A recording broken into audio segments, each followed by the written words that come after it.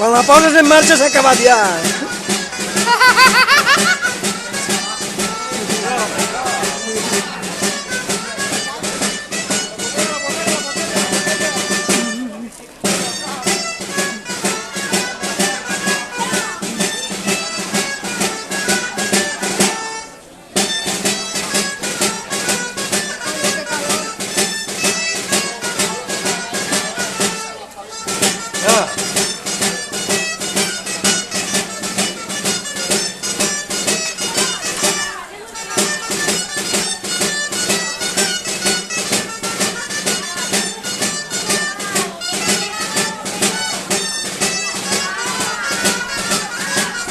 El teu amic de la xirimoia està fortet, eh?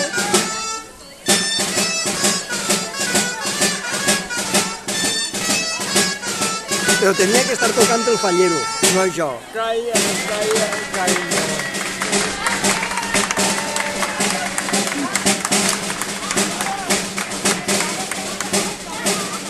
I has donat la mà a l'alcalde també? No te la trenca?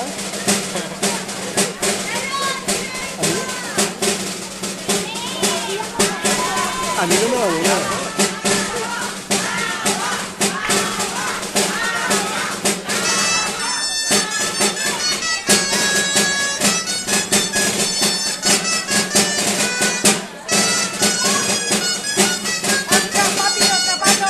Vale, ya está bien.